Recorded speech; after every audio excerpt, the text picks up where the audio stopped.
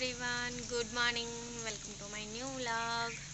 તો વાગી ગયા છે 8. મમ્મી શાકભાજી સમારી રહી છે.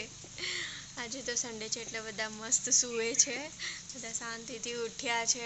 પણ મમ્મી તો સન્ડે હોય કે મંડે મમ્મી તો ઉઠી જ જાય અને શાકભાજી સમારી રહ્યા છે. બહાર બેસેલા છે, મસ્ત ધીમો ધીમો વરસાદ ચાલુ છે.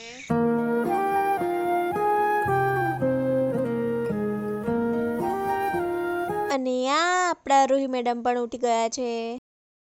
તો ગાઈસ હમણાં રસોઈ બની રહી છે, રોટલી બને છે, આ બાજુ ભાભી વણે છે, હું શીખું છું. મમ્મી આ બાજુ શાક બનાવ્યું અને હમણાં હવે રૂહી ઉઠી ગઈ છે એટલે રૂહી માટે દૂધ બને છે. અને આજે તો શીતળા સાતમ પણ છે, પણ આજે અમે નથી કરવાના એટલે રસોઈ ચાલુ છે. તો જે બધાને શીતળા સાતમની શુભકામના.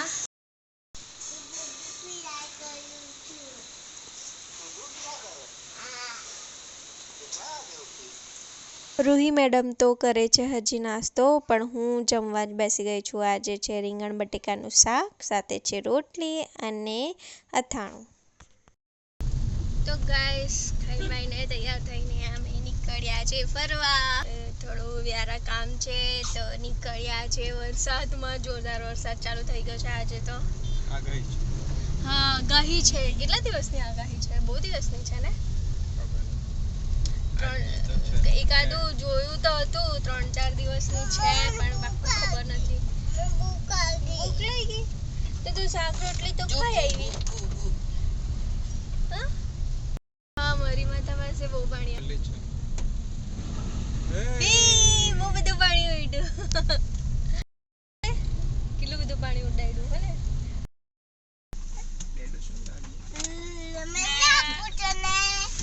મારું છે આ મારું છે મારું છે લા ગુસ્સો નહીં કરવાનો. ગુસ્સો નહીં કરવાનો. વન આપો ચલો બધા. આ બધાને એક એક.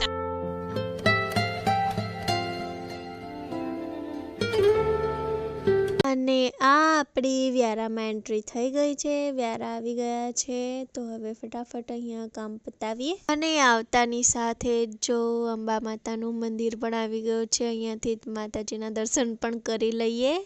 તો નાના હતા ત્યારે બહુ જ આવતા હતા, હવે તો વ્યારા જ બહુ ટાઈમ પછી આવવાનું થાય છે. તો કામ બામ બતાવીને અમે પાછા રિટર્ન પણ ચાલ્યા. ખાસું થોડું બિઝી હતું, ટાઈમ ઓછો હતો ને કામ વધારે હતું એટલે હું વધારે વ્લોગ પણ નહીં બનાવી શકી. ગાઈસ કામ ખતમ કરીને આવી ગયા છે અમે પાછા ઘરે. ભાઈ જોને પેલા ભાઈ કેમ ઊભા રહ્યા છે. અરે હિંચકો ઊભો રાખને, સરખું નહીં દેખાતું. આ જો પેલો, અરે ચાઈલો ખાસો ટાઈમ ઊભો રહીને જોતો હતો. હા, જે પણ આવે છે અહીંયા ઊભા રહી. ગાઈસ બધા અહીંયા આવીને ઊભા રહીને જોઈ છે. જેટલી ગાડી આવે એટલી આવી રહી છે. કેમ ખબર? કેમ કે અહીંયા મશરૂમ નીકળે છે, આડીમ દેશી આડીમ આપણી ચોમાસાની. એટલે જેટલા બી લોકો આવે અહીંયા સ્ટોપ કરીને જાય છે. અમારે અહીંયા ફાટક બનાવી દેવું પડશે. 10-10 રૂપિયા લેવાના ચાલુ કરી દઈએ આજથી. ચાલુ કરી દઈએ 10-10 રૂપિયા. ટોલ નાકું બનાવી દઈએ આપણે. જોવાના, ઊભા રહેવાના 10 રૂપિયા. ઓકે.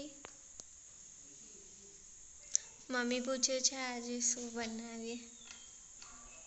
દાળ ઢોકળી ખાવી છે આજે તો ગાઈસ સાંજ થઈ ગઈ છે અને ભાભી એટલામાં સૂતા હતા ને આ ભાઈએ અવાજ કરીને ભાભીને ઉઠાડી દીધા છે. હા, ભાઈએ જ ઉઠાડી દીધા છે.